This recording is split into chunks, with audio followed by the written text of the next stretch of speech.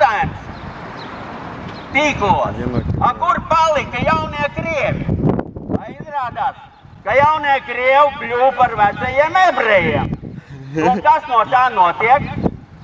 No tā notiek, kad bandītiskais rekets pārgāja balto apkaklīšu reketā.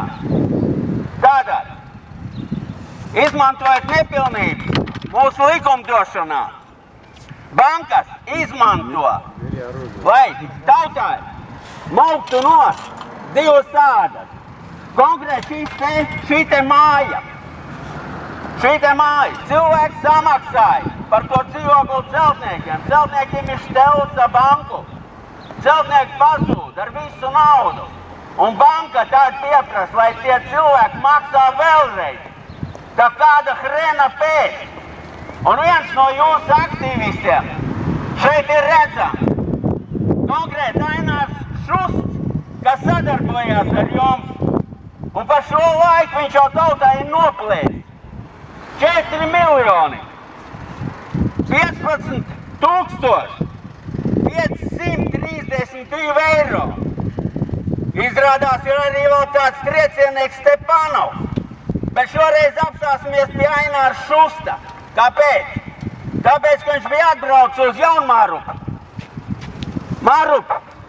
Lielo ielu. Un mēģināja izmest sievieti ar 2 bērniem.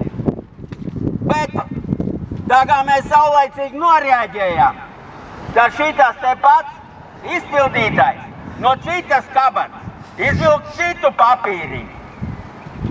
Un šī te izmešana tika atlikta. Bet tas jau nenozīmē, ka viņi tiek atlikt uz visiem laikiem.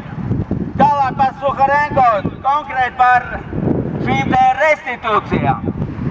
Jūs varējāt restitūtēties līdz zināmām laikam. Un tā kā beidzās privatizācijas process, tad ar to viss ir beigts.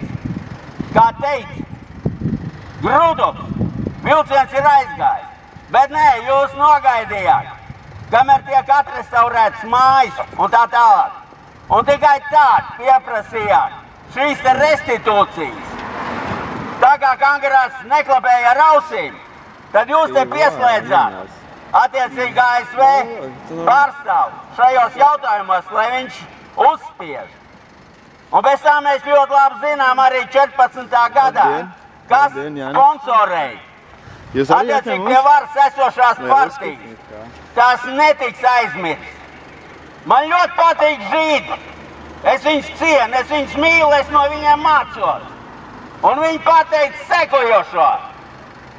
Noziegums pret Izraelu nav nodilguma. Un es proponēju, kā Sigurds Graudiņš, eiroskeptiķu dinozaurs, noziegumam pret Latvijas tautu arī nav noilguma. Basta!